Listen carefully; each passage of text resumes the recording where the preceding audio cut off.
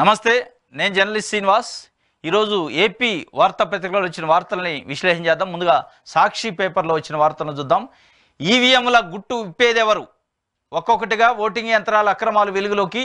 ముంబైలో గెలిచిన శివసేన షిండే అభ్యర్థి రవీంద్రపై దర్యాప్తు. ఆయన బంధువు మొబైల్తో ఈవీఎంలు ఆపరేట్ చేసినట్టు ఆరోపణలు. ఈవీఎంల హ్యాకింగ్ అసాధ్యమేమీ కాదన్న టెక్ దిగ్గజం ఎలన్ మాస్క్. ఏఐ ద్వారా ఈజీగా హ్యాక్ చేయొచ్చు అంటూ ట్విట్టు. ముంబై ఘటన నేపథ్యంలో ఈవీఎంలపై రాహుల్ గాంధీ అనుమానాలు. ఏపీలో ఓటింగ్ సరళిపై ఇప్పటికే పలువురు ప్రజలు నేతల అనుమానాలు. మా ఓట్లు ఏమయ్యాయంటే ఇప్పటికే ప్రశ్నిస్తున్న జనం. గెలిచిన అభ్యర్థులు ఆశ్చర్యపడేంత మెజార్టీలు రావడంపై సందేహాలు. 20 లక్షల ఈవీఎంలు ఏమయ్యాయో చెప్పాలని ప్రశ్నించిన ఉండవెల్లి. బీజేపీతో పొత్తు కోసం చంద్రబాబు పాటలన్నీ ఆరోపణలకు బలం చేకూర్చేవి. ప్రజాస్వామ్య వ్యవస్థలో పారదర్శకత లేకుంటే భవిష్యత్తు లేదన్న రాహుల్. ఎన్ని ఆరోపణలు వస్తున్నా నోరు విప్పని సిఈసి కూటమి నేతలు. బహిరంగంగా పరీక్షిస్తే తప్ప రహస్యం విడదంటున్న టెక్ నిపుణులు. ఇలాంటి సందేహాల వల్లే ఈవీఎంల స్వస్తి చెప్పిన ప్రపంచ దేశాలు. ఇది ఒక వార్త. ఈవీఎంల గుట్టు ఇప్పేదెవరు అని చెప్పి దీని అంతటికీ కారణం ఏంటంటే ముంబైలో గెలిచిన శివసేన అభ్యర్థి షిండే వర్గానికి సంబంధించి శివసేన ఎంపీ అభ్యర్థికి సంబంధించి ఈవీఎంలని వాళ్ళ రిలేటివ్ పర్సన్ ఒక అతను మొబైల్తోనే హ్యాక్ చేసినట. అది స్పష్టంగా బయటపడ్డది. దానిపైన ఇన్వెస్టిగేషన్ నడుతుంది. అదే సందర్భంలో Tesla company CEO Elon Musk కూడా ఒక ఆరోపణ చేసిండు. ఈవీఎంలు హ్యాక్ చేయొచ్చు, హ్యాక్ చేసే అవకాశం ఉంది, మొబైల్స్తో కానీ టెక్నాలజీ ఉంది, దానికి సంబంధించి ఎట్టి పరిస్థితుల్లో దాంట్లో హ్యాక్ చేయడానికి అసాధ్యాలు ఏం కాదు, సాధ్యమయ్యే పని అని చెప్పి ఆయన కూడా స్పష్టంగా చెప్పిండు. కాబట్టి దీనిపైన అసలు ఈ గుట్టు ఇప్పేది ఎట్లా? అనేక రకాలుగా ఎలక్షన్స్ వచ్చినప్పుడు, ఏదో ఒక ఎలక్షన్ వచ్చినప్పుడు గెలుపు ఓటముల తర్వాత రకరకాల రాజకీయ పార్టీలు, రకరకాల టెక్నాలజీ సంబంధించిన నిపుణులు అవకాశం ఉంది, హ్యాక్ చేయడానికి అవకాశం ఉంది, దాంట్లో మతలబు జరగడానికి అవకాశం ఉంది, దాన్ని ట్యాంపరింగ్ చేయడానికి అవకాశం ఉందని కూడా ఆరోపణలు వస్తున్నాయి. మళ్ళీ ఒక నెల రోజులు 2 నెలల తర్వాత దాన్ని మర్చిపోతున్నారు. మళ్ళీ ఎలక్షన్ వచ్చినప్పుడు, రిజల్ట్స్ వచ్చినప్పుడు ఆ ఎమోషన్స్లో బయటకు వస్తున్నాయి.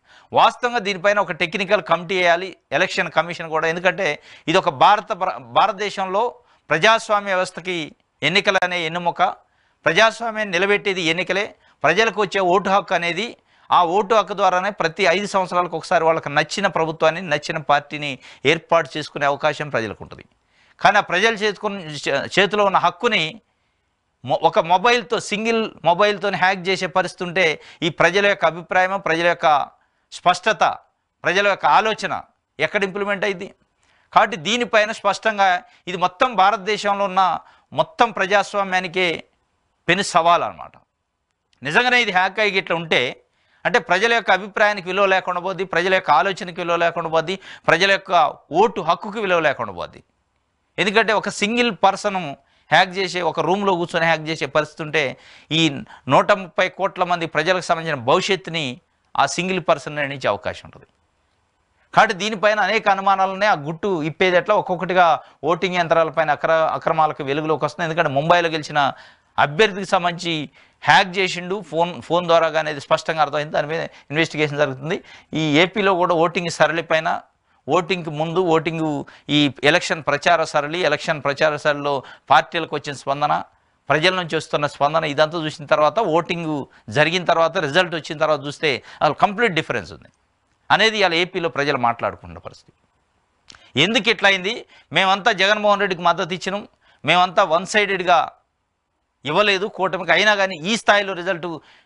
అసలు కూటమికి సంబంధించిన అభ్యర్థులు, తెలుగుదేశం పార్టీకి సంబంధించిన అభ్యర్థులు, తెలుగుదేశం పార్టీ అధ్యక్షుడు నారా చంద్రబాబు నాయుడు గారు కూడా ఒక దశలో మేము రిజల్టు అంటే గెలుస్తామని ఊహించడం, కానీ ఈ స్థాయిలో రిజల్ట్ వద్దని ఊహించలేదు, అఖండమైన మెజార్టీ ప్రజలు ఇస్తారని, ఇది దేశంలో ఒక చరిత్ర, తెలుగు రాష్ట్రాల్లో ఒక చరిత్ర, ఈ రిజల్ట్ని మేము ఊహించలేదు, కాబట్టి మేలుని మర్చిపోలేము, ప్రజలు మర్చిపోలేము అని చెప్పింది.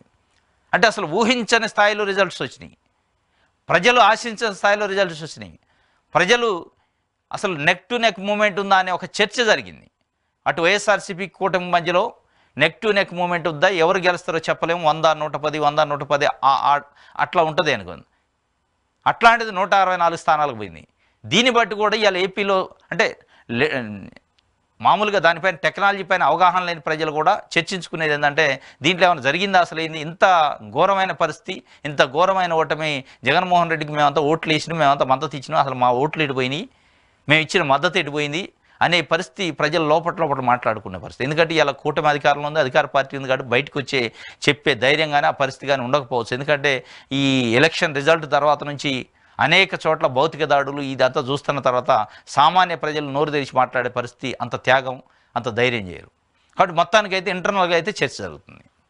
ఆ చర్చకి ఇది బలం చేకూర్చే విధంగా ఉంది. ఎందుకంటే ఈవీఎంలు హ్యాక్ అయ్యే అవకాశం ఉందని ఆయన చెప్పిండు, ఎలన్ మాస్క్ చెప్పిండు, టెస్లాకి సంబంధించిన CEO. అదేవిధంగా ఈ ముంబై ఘటన ఇవన్నీ చూస్తే మటుకి దానికి కొంత అనుమానాలు, దానికి కొంత ఆధారం సపోర్ట్ చేసే విధంగానే ఉన్నాయి. మరి దీనిపైన ఏం జరిగిందో చూడాలి. మొత్తానికైతే సరే ఒక ఏపీది కాకపోయినా మొత్తం దేశవ్యాప్తంగా ఈవీఎంల సిస్టమ్ పైన కంపల్సరీగా ఇన్వెస్టిగేషన్ జరగాలి. ఈవీఎంల పైన ఒక టెక్నికల్ ఎక్స్పర్ట్ కమిటీని వేయాలి. దాంట్లో అసలు హ్యాకింగ్కి ఎంత అవకాశం ఉంది, హ్యాకింగ్ చేస్తే ఎట్లా చేస్తారు, ఏఐ టెక్నాలజీతో కూడా ఆర్టిఫిషియల్ ఇంటెలిజెన్స్తో కూడా హ్యాక్ చేసే అవకాశం ఉందట. దీనిపైన తప్పనిసరిగా ఇన్వెస్టిగేషన్ జరగాలి. ఎందుకంటే ఇది ప్రజాస్వామ్య వ్యవస్థకే వెన్నుముక ఓటింగ్ అనేది. ఈ ఓటింగ్లోనే ఈ స్థాయిలో అవకతవకలు నిజంగా జరిగి ఉంటే మటుకి ఎప్పటికీ ప్రజల యొక్క అభిప్రాయం, ప్రజల యొక్క ఆలోచన, ప్రజల యొక్క ఓటు హక్కు అనేది వాళ్ళు అనుకున్న వ్యక్తికి పోయే అవకాశం ఉండదు, వాళ్ళు అనుకున్న పార్టీ గెలిచే అవకాశం ఉండదు. కాబట్టి ఇది స్పష్టంగా దీనిపైన అయితే తీసుకోవాల్సిన అవసరం ఉంది చర్యలు. జనసేనకు డిప్యూటీ స్పీకర్ రేసులో బుద్ధప్రసాద్, బొలిశెట్టి ఈ నెల 19 నుంచి అసెంబ్లీ సమావేశాలు నిర్వహించే యోచన. జనసేనకు సంబంధించి కూటమిలో జనసేన పార్టీ అత్యంత కీలకమైన పార్టీ. 21 స్థానాలు పోటీ చేస్తే 21 స్థానాలు గెలిచింది. జనసేన అధ్యక్షుడు పవన్ కళ్యాణ్ గారు నారా చంద్రబాబు నాయుడు గారిని అరెస్ట్ చేసి రాజమండ్రి సెంట్రల్ జైల్లో ఉంటే మొత్తం రాష్ట్రంలో ఉన్న తెలుగుదేశం పార్టీ క్యాడరు, నాయకులు మొత్తం ఒక రకంగా డిమోరల్ అయిపోయారు, అసంతృప్తిలో ఉన్నారు. ఒక రకంగా భయాందోళనలో ఉన్న సందర్భంలో ఆయన ఒక పెద్ద కొండంత అండ ఇచ్చిండు తెలుగుదేశం పార్టీకి, నారా చంద్రబాబు నాయుడు గారికి. రాజమండ్రి సెంట్రల్ జైలుకి పోయి పరామర్శించి ఎట్టి పరిస్థితుల్లో తెలుగుదేశం పార్టీ జనసేన పొత్తులో ఉంటుంది, ఎలక్షన్స్ పొత్తులోనే పోతాం, కూటమిగా ఏర్పడతాం, ఒక్క ఓటును కూడా చీలనేయను, ప్రభుత్వ వ్యతిరేక ఓటును చీలకుండా చేసే బాధ్యత నాది, తెలుగుదేశం పార్టీకి మేము అండగా ఉంటామని చెప్పి చంద్రబాబు నాయుడు గారికి అన్ని విధాలుగా మేము అండగా ఉంటామని ఆయన ఒక స్ట్రాంగ్ స్టేట్మెంట్ ఇచ్చింది. ఆ స్టేట్మెంట్తోనే తెలుగుదేశం పార్టీ క్యాడరు, నాయకుల్లో ధైర్యం వచ్చింది, బయటికి రాగలిగారు. వాస్తవంగా ఆ పరిస్థితుల్లో ఒక భయాందోళనలో ఉన్నారు. ఆ భయాందోళన నుంచి వాళ్ళకి పెద్ద అభయం ఇచ్చిండు, కొండంత ధైర్యం ఇచ్చిండు. ఆ ధైర్యం తర్వాత అనేక ఎత్తుగడలతోని, వ్యూహాలతోని జనసేన నాయకుడు పవన్ కళ్యాణే ఇవాళ కూటమిని అధికారంలోకి తీసుకొచ్చిందని స్పష్టంగా చెప్పచ్చు. 45 సంవత్సరాల సీనియారిటీ ఉన్న చంద్రబాబు నాయుడు గారు కూడా అసలు అంత వ్యూహం ఉందా అనే డౌట్ వచ్చింది. పవన్ కళ్యాణ్ ఎత్తుగడల ముందు, వ్యూహాల ముందు అన్ని చిత్తైనవి. ఇటు చంద్రబాబు నాయుడు గారికి సంబంధించిన 45 సంవత్సరాల రాజకీయ అనుభవం కానీ, ఇటు జగన్మోహన్ రెడ్డి 5 సంవత్సరాల నుంచి 2,70,000 కోట్ల రూపాయలు మేము పంపిణీ చేసినాం కాబట్టి నాకు అందరూ మద్దతు ఇస్తారనే వ్యూహాలు కానీ ఇవన్నీ ఎత్తులు చిత్తైపోయినాయి. ఏకైక వ్యక్తి పవన్ కళ్యాణ్ ఇలా ఎన్డీఏ గవర్నమెంట్ ఢిల్లీలో ఫామ్ చేసిందన్న, ఏపీలో కూటమి ప్రభుత్వం చంద్రబాబు నాయుడు గారు ముఖ్యమంత్రి అయిందన్న కారణం ఏకైక వ్యక్తి జనసేన అధ్యక్షుడు పవన్ కళ్యాణ్. దాంట్లో స్పష్టంగా కాబట్టి వాళ్ళకి ఇప్పటికే మంత్రి పదవులు 3 ఇచ్చారు, డిప్యూటీ ముఖ్యమంత్రి ఇచ్చారు, డిప్యూటీ సీఎం పవన్ కళ్యాణ్కి ఒక కీలకమైన 6 శాఖలు ఇచ్చారు. ఆయనకి ఇష్టమైన కోరుకున్న శాఖలను కూడా అదే స్థాయిలో ప్రయారిటీ ఇస్తూ డిప్యూటీ స్పీకర్ పదవిని కూడా జనసేన పార్టీకి ఇచ్చే అవకాశం ఉందట. ఈ నెల 19 నుంచి అసెంబ్లీ సమావేశాలు ఉంటాయి. అసెంబ్లీ సమావేశాల నేపథ్యంలో తప్పనిసరి స్పీకర్ని, డిప్యూటీ స్పీకర్ని ఎన్నుకోవాలి. స్పీకర్ ఎట్లాగో తెలుగుదేశం పార్టీ నుంచి ఉంటారు కాబట్టి డిప్యూటీ స్పీకరు మండలి బుద్ధప్రసాద్ కానీ, బొల్లిశెట్టి కానీ ఇద్దట్లో ఎవరికో ఒకళ్ళకి వచ్చే అవకాశం ఉందట. రేసులో ఉన్నారని చెప్పి ఒక రకంగా. ఎందుకంటే జనసేనకి ఎట్టి పరిస్థితుల్లో తెలుగుదేశం పార్టీ అధ్యక్షుడు నారా చంద్రబాబు నాయుడు గారికి తెలుసు. ఆయనకి ఎంత గౌరవం ఇవ్వాలి, ఆయన వల్ల మనం ఎంత మేలు పొందినం అనేది స్పష్టంగా ఆయనకు అర్థమవుతుంది. ఆయనకు అదే స్థాయిలో గౌరవం ఇవ్వడానికి అయితే ప్రయత్నం చేస్తాడు ఆయన. ఎందుకంటే ఎక్కడ కూడా గవర్నమెంట్కి సంబంధించిన హోర్డింగ్స్ కానీ, గవర్నమెంట్కి సంబంధించిన యాడ్లు కానీ, గవర్నమెంట్కి సంబంధించిన ఫ్లెక్సీ బోర్డ్స్ కానీ, గవర్నమెంట్కి సంబంధించిన ఏది పెట్టినా కానీ తప్పనిసరిగా ముఖ్యమంత్రి ఒకవైపు, డిప్యూటీ సీఎం ఉప ముఖ్యమంత్రి ఒకవైపు ఉండేలాగా ఏర్పాటు చేయమని కూడా చెప్పిండు. ఎందుకంటే ఆయన ఎక్కడ కూడా లూజ్ చేసుకుంటే, ఆయన ఎక్కడ కూడా నిర్లక్ష్యం చేస్తే మళ్ళీ జరిగేది నష్టం తెలుగుదేశం పార్టీకి. అది ఆయనకు తెలుసు. ఎందుకంటే తెలుగుదేశం పార్టీ ఏ పరిస్థితుల్లో ఉంది, తెలుగుదేశం పార్టీ క్యాడర్ ఏ పరిస్థితుల్లో, భయాందోళనలో అసలు మనం కంటెస్ట్ చేస్తామా, అన్ని స్థానాల్లో చేయమా అనే పరిస్థితుల్లోంచి ఆయన ఒక చెయ్యి పట్టుకొని పైకి లేపిండి. కింద పడ్డ తెలుగుదేశం పార్టీని చెయ్యి పట్టుకొని ఇలా పైకి లేపి అధికారంలో కూర్చోబెట్టిన ఘనత జనసేన పార్టీకి, ఆయన పవన్ కళ్యాణ్కి దక్కింది కాబట్టి అది చంద్రబాబు నాయుడు గుర్తించిండు. మరి ఈ గుర్తింపు ఎన్ని రోజులు ఉంటుంది, ఎన్ని సంవత్సరాలు ఉంటుంది, ఎన్ని నెలలు ఉంటుంది అనేది భవిష్యత్తులో చూడాలి మనం. ఏ రోజైతే ఆ గుర్తింపులో తేడా వస్తుందో ఆ రోజు మళ్ళీ Telugu Desam party count down start అయింది, జనసేన పార్టీ పికప్ అయ్యే అవకాశం ఉంటుంది. ఇది జనసేనకి డిప్యూటీ స్పీకరు అని చెప్పి ఒక వార్తనిచ్చారు. ఇది సాక్షికి సంబంధించి.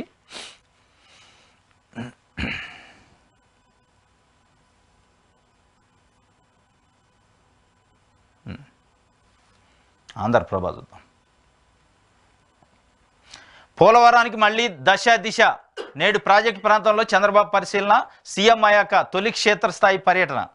ఇక ప్రతి సోమవారం పర్యవేక్షణ. 5 ఏళ్లుగా ఆగిపోయిన పనులు, భారీగా పెరిగిన అంచనా వ్యయం, పెనుశాపంగా డయాఫ్రమ్ వాల్ విధ్వంసం, కుంగిపోయిన గైడ్ బండు, బలహీనంగా ఎగువ దిగువ కాపర్ డ్యాములు, పోలవరం పురోగతికి నేటి నుంచి బాటలు.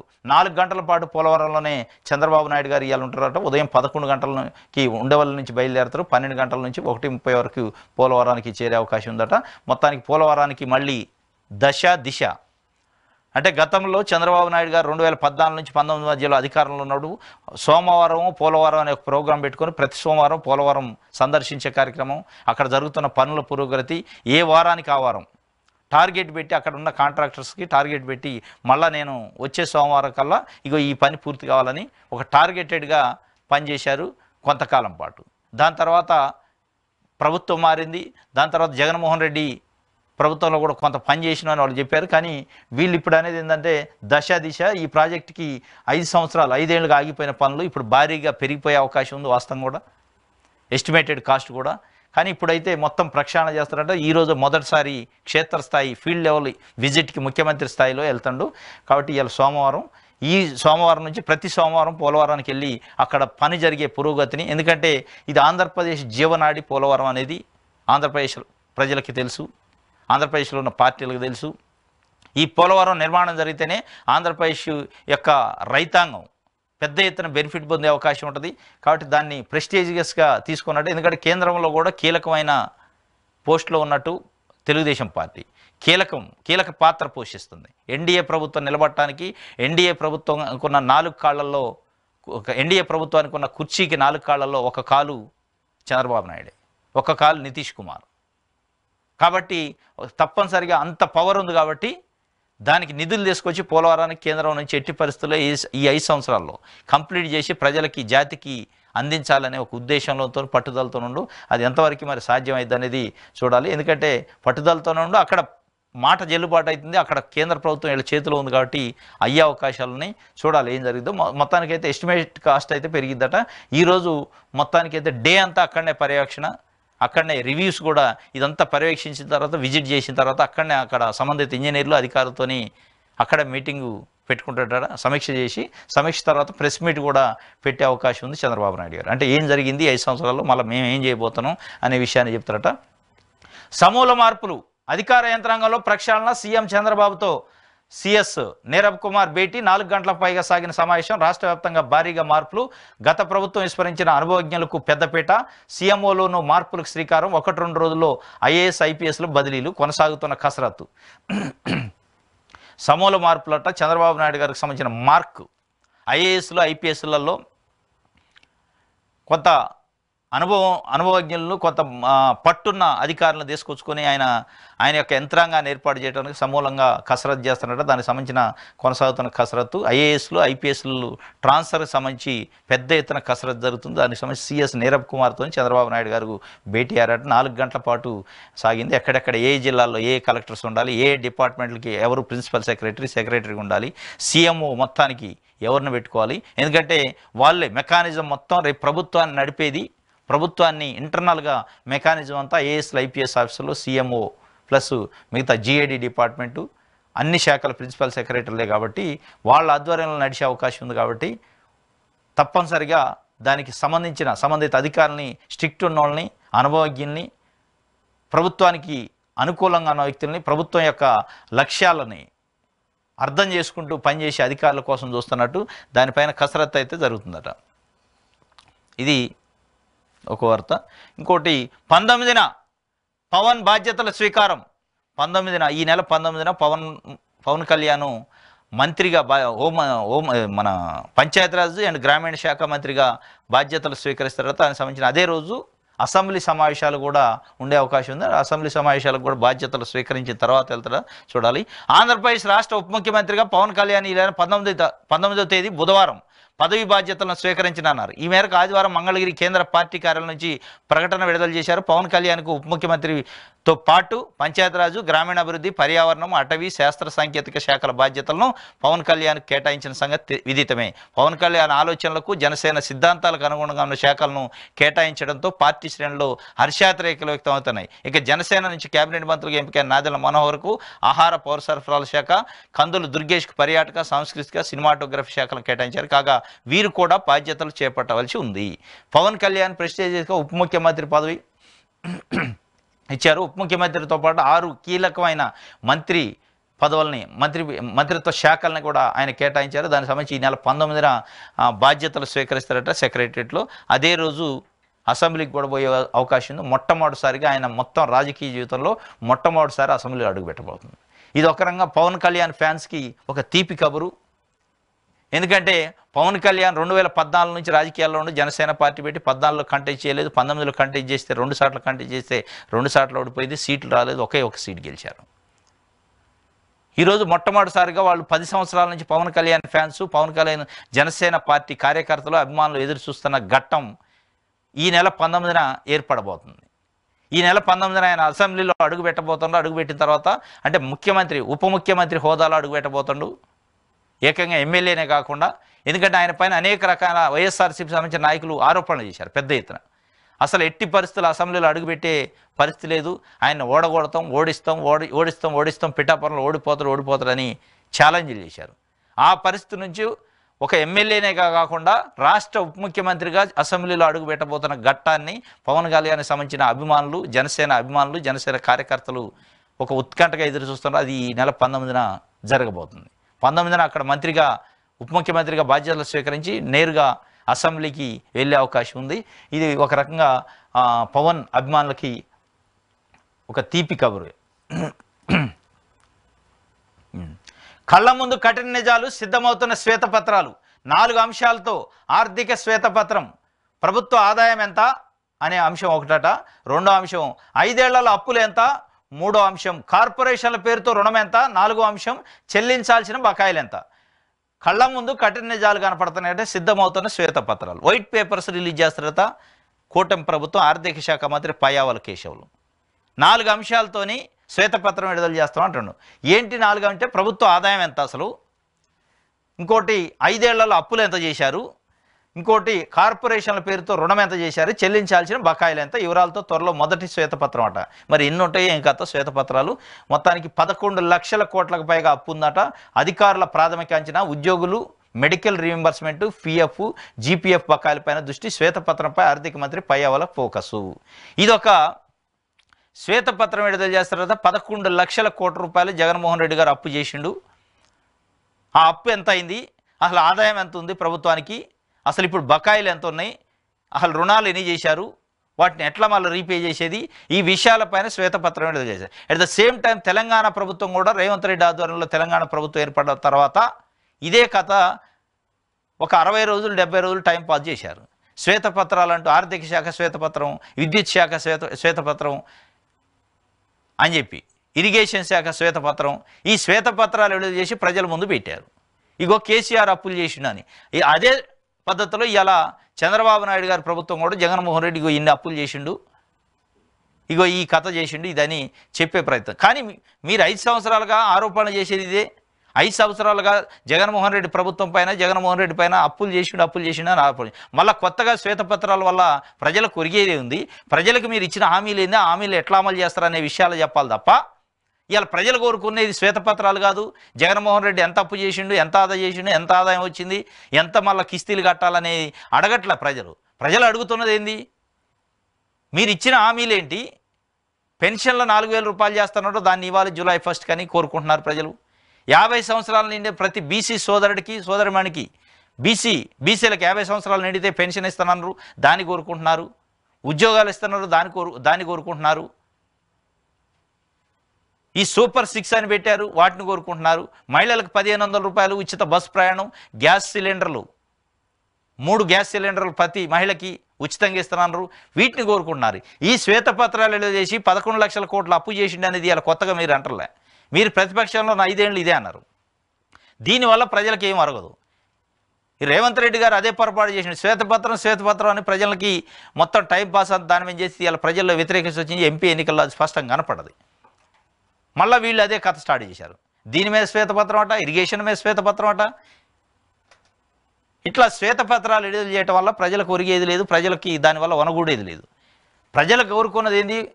మీరన్న రోడ్లు వేయాలి, మీరన్న పెన్షన్లు ఇవ్వాలి, మీరన్న సూపర్ 6 ఇవ్వాలి, వీటిని కదా ప్రజలు కోరుకునేది.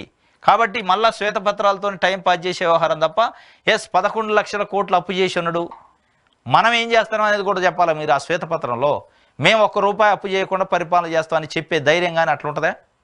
అది సాధ్యం అయితే? మేము ₹1 అప్పు చేయము, సంపదను సృష్టిస్తామని చంద్రబాబు నాయుడు గారు చెప్పిండు. అది చెప్పగలరా? ఇక్కడ కాంగ్రెస్ పార్టీ ప్రభుత్వం కూడా తెలంగాణలో అదే చెప్పింది. అప్పులు చేసిండు కేసీఆర్ 7 లక్షల కోట్లు అని చెప్పి. మళ్ళీ మీరు చేసేది ఏంది? వచ్చిన దగ్గర నుంచి ఇప్పటికే 25,000 కోట్లు 30,000 కోట్లు అప్పు చేశారు 6 నెలల్లోనే. ఈ అప్పులు చేయడం అనేది ఏ పార్టీ ఉన్నా ఏ ప్రభుత్వం ఉన్నా అది సహజమైన ప్రక్రియగా ఈ రాజకీయ వ్యవస్థ మార్చింది దాన్ని.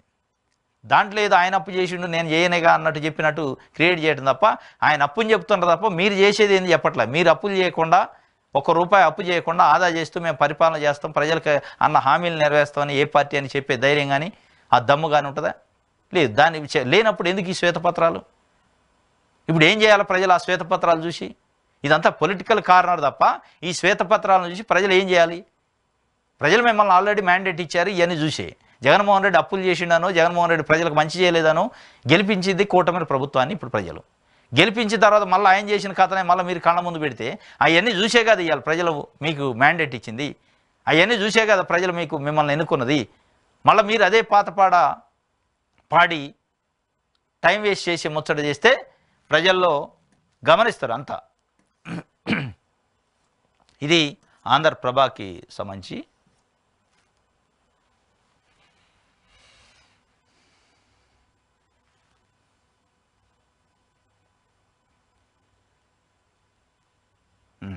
జగన్ మాయామహల్ విశాఖ తీరాన ఋషికొండపై విలాసమత ప్యాలెస్లు 3 భారీ భవనాలు 12 పడకల గదులు అత్యంత ఖరీదైన మంచాలు పరుపులు షాండ్లియర్లు 1,41,438 చదరపు అడుగుల మేర నిర్మాణాలు సెంటు ఇంటి కంటే ఇక్కడ బాత్రూంలే పెద్దవి పేదల ప్రతినిధి కట్టించుకున్న పెత్తందారి భవంతి జగన్ మాయామహల్ అట ఇది జగన్ద కాదురా నాయన ఇది జగన్ది ఎట్లయితే ఆంధ్రప్రదేశ్ ప్రభుత్వాన్ని కట్టిస్తే జగన్మోహన్ రెడ్డి ప్రభుత్వాలు కట్టించవచ్చు ఇప్పుడు చంద్రబాబు నాయుడు గారు ముఖ్యమంత్రి ఉండే ఏదైనా ప్రభుత్వానికి సంబంధించిన భవనం సీఎం క్యాంప్ ఆఫీస్లో మంత్రుల భవనాలు కట్టిస్తే అవి మంత్రులే అయితే అవి చంద్రబాబు నాయుడు గారిది అయితే అట్లే జగన్మోహన్ రెడ్డి ఏదైనా నిర్మిస్తే రిషికొండో ఇంకోటో XYZ ఏది నిర్మించినా అది జగన్మోహన్ రెడ్డి అయితే జగన్మోహన్ రెడ్డి మహల్ కాదు అది ప్రభుత్వాన్ని ఏపీ ప్రభుత్వానికి సంబంధించిన భవనం అది ఏపీ ప్రభుత్వ సొమ్ముతోని కట్టింది అది దాన్ని జగన్ కింద గంట కడతారు జగన్ది కాదు మళ్ళీ ఆయనకి గిట్లు ఇచ్చారు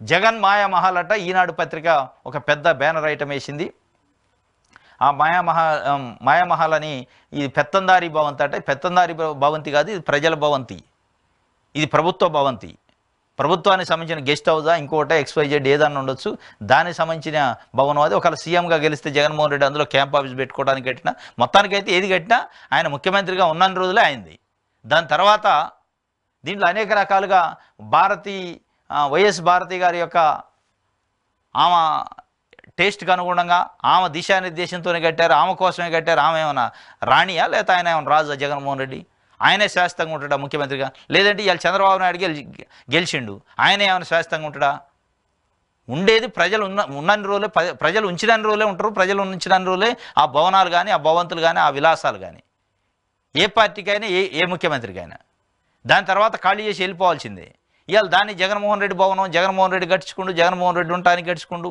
ఆయన సొంత భవనం కాదు అది ఇది ఒక వార్త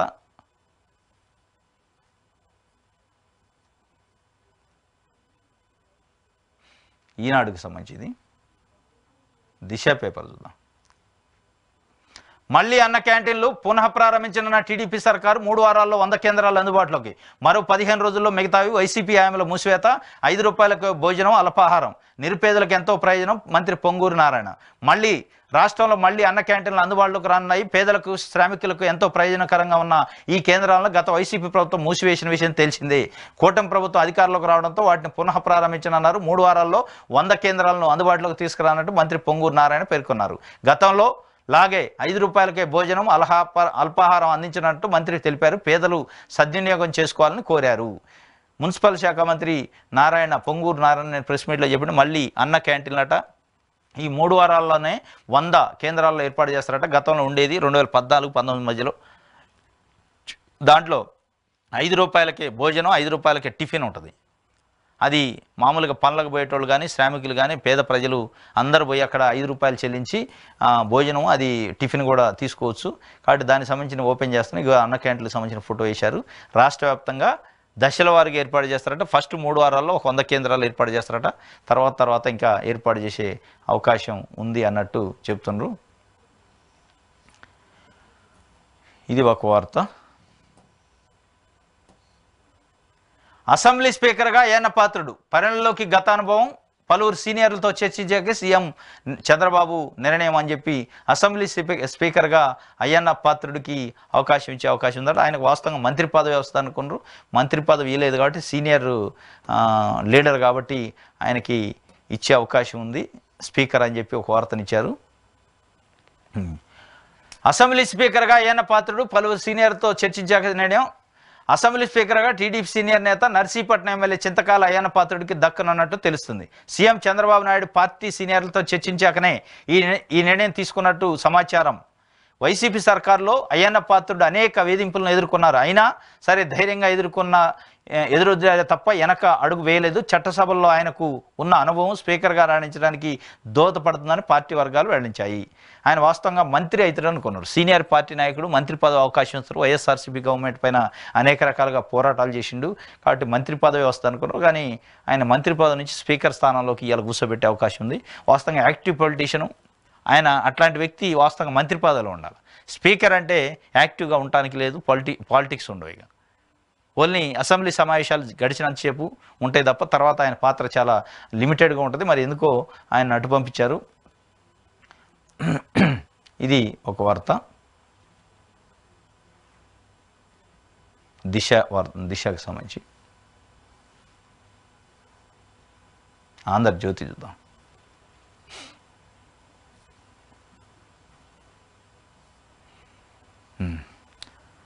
గుట్టు వీడిన రాచకోట రహస్యం అట. రిషికొండపై 500 కోట్లతో జగన్ జల్సా మహల్. 3 ఏళ్ల తర్వాత వెలుగులోకి ప్యాలెస్ చిత్రాలు. మీడియాతో కలిసి ప్యాలెస్లోకి టీడీపీ నేతల గంట. పర్యాటకుల పేట రాజభవనం కట్టేశారని ధ్వజం. మార్టులు ఇంటీరియర్కి 5 కోట్లతో వ్యయం. మార్బుల్ ఇంటీరియర్కి 5 కోట్ల వ్యయం అట. సద్దాం గాలి భవనాల తనదైన నిర్మాణాలు. నాడు ప్రజావేదిక చట్టం విరుద్ధమని కూల్చిన జగన్ తన కోసం ఈ భవనాన్ని ఎలా నిర్మించుకున్నారు? నిర్మాణంపై త్వరలో చంద్రబాబు నిర్ణయం గంట. మరి చంద్రబాబు నాయుడు గారు ఈ నిర్మాణంపై త్వరలో నిర్ణయం మరి పడగొడతారా? 500 కోట్లతో నిర్మించారట. ప్రభుత్వ నిధులతో కట్టిన భవనం, అది ప్రజలకు సంబంధించింది. ఆయన ప్యాలెస్ ఆయన కట్టుకుందో, జగన్ మహల్ కాదు, రాచకోట కాదు. అది ఏ ప్రభుత్వం ఉంటే ఆ ప్రభుత్వం కింద ఆ అండర్లోకి వస్తుంది. కానీ దీన్ని పెద్దగా ఎస్టాబ్లిష్ చేసే ప్రయత్నం జరుగుతుంది. ఇదేదో జగన్మోహన్ రెడ్డి కట్టుకుంటూ జగన్మోహన్ రెడ్డి అందులో ఉంటున్నట్టు ఆయనదే భవనం అన్నట్టు క్రియేట్ చేస్తున్నారు. కానీ అది ప్రజల భవనం, ప్రభుత్వ భవనం, ప్రజల సొమ్ముతో కట్టిన భవనం. ఎస్, మీరు దాని ఎస్టిమేటెడ్ కాస్ట్ కానీ దాని లగ్జరీ గట్టి ఉండొచ్చు, ప్రజల యొక్క సొమ్మును దుర్వినియోగం చేసి ఉండొచ్చు, అనవసరంగా జల్సాగా ఖర్చు చేసిండని చెప్పొచ్చు. కానీ దాన్ని పదే జగన్మోహన్ రెడ్డి భవనం అనటం వల్ల జగన్మోహన్ రెడ్డికి కాదు, అది ప్రజల భవనం, ప్రభుత్వ భవనం. కాబట్టి దాంట్లో ఈ పెద్ద టాయిలెట్స్ అట, టబ్స్ అట, ఇక రకరకాలుగా ఉన్నాయని చెప్పే ప్రయత్నం అయితే చేశారు ఉండొచ్చు. ఇది ఒక వార్త. టీడీపీ సారథిగా పల్లా రాష్ట్ర అధ్యక్షుడిగా శ్రీనివాసరావు, చంద్రబాబు ప్రకటన. పల్లా శ్రీనివాసరావు గాజువాక సంబంధించి ఎమ్మెల్యే. ఆయన అత్యధిక మెజార్టీతో, రాష్ట్రంలోనే అందరికంటే ఎక్కువ మెజార్టీతో గెలిచిండు పల్లా శ్రీనివాసరావు. ఆయనకి అసలు మంత్రి పదవే వస్తుంది అనేది పెద్ద ఎత్తున చర్చ కూడా జరిగింది. కానీ ఆయనకి మంత్రి పదవి ఇవ్వలేదు కాబట్టి రాష్ట్ర అధ్యక్షుడిగా అవకాశం ఇచ్చారట. దానికి సంబంధించి ఒక వార్త ఇచ్చారు. 7వ పేజీ 4.